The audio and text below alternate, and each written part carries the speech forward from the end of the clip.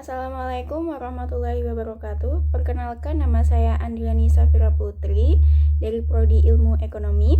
NIM saya yaitu 141251148. Pada kesempatan kali ini, saya akan menyampaikan materi tentang mengapa dan bagaimana PAI diajarkan di kampus. Menurut saya, PAI di perguruan tinggi bukan hanya sekedar mata kuliah biasa. Dia punya dasar-dasar yang kuat seperti yang ada pada aturan negara secara yuridis dan filosofis. Sejak tahun 1966 dan kemudian diperkuat oleh Undang-Undang Nomor 12 Tahun 2012 tentang Pendidikan Tinggi. Kemudian di Pancasila, terutama pada sila pertama yaitu ketuhanan yang Maha Esa, itu menunjukkan tujuan yang jelas supaya mahasiswa atau peserta didik dapat menjadi manusia yang beriman, bertakwa, dan berakhlak mulia.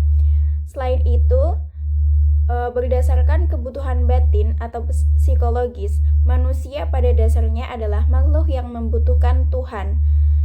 Nah, pembelajaran agama dapat hadir untuk menyadarkan mahasiswa akan kebutuhan spiritual supaya bertahan dalam menghadapi kesulitan hidup.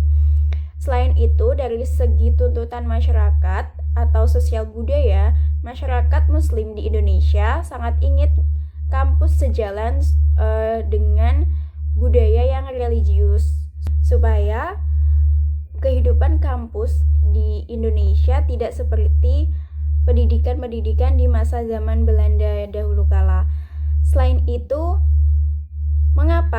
bagaimana seharusnya PAI diajarkan di kampus di perguruan tinggi? Terdapat dua pandangan. Pandangan pertama yaitu fokus terhadap substansinya atau materinya, dan pandangan yang kedua lebih condong fokus kepada proses atau metode dari keterampilan. Pada pandangan yang pertama, mahasiswa harus dibekali oleh materi PAI sebanyak-banyaknya secara luas dan mendalam. Selain itu, di sini yang lebih aktif adalah dosennya, yaitu dosen harus menyajikan materi. Sedangkan pada pandangan yang kedua, yaitu mahasiswa cukup dibekali materi secara dasar atau inti materinya saja, kemudian dosen mengarahkan mahasiswa supaya terampil dan memahami serta mengamalkan ajaran agama. Terdapat kelebihan dan kekurangan dari kedua metode ini tentunya. Kelebihan pada pandangan yang pertama, mahasiswa menerima ajaran secara instan dan aman. Kekurangannya, mahasiswa tidak terbiasa menelaah ajaran Islam secara mandiri atau autodidak setelah lulus.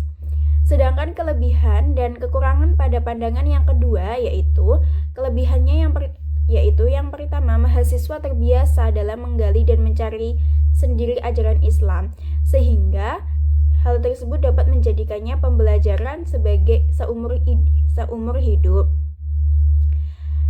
Kemudian kekurangannya yaitu memahami ajaran Islam secara benar itu lebih sulit, sehingga tetap perlu pendampingan. Pendekatan proses yang diusulkan antara lain adalah mempelajari kaidah 5 atau qawaid al-khams, yaitu 5 aturan dasar dalam Islam yang bisa diterapkan untuk menyelesaikan masalah sehari-hari seperti segala urusan tergantung pada niatnya dan kesukaran itu mendatangkan kemudahan. Pendapat saya, secara keseluruhan, materi ini sangat kuat dalam menjelaskan pentingnya PAI, terutama bagi mahasiswa-mahasiswa yang jurusannya tidak begitu mengarah kepada hal-hal keagamaan seperti fakultas teknik, kedokteran, ekonomi, dan lain-lainnya.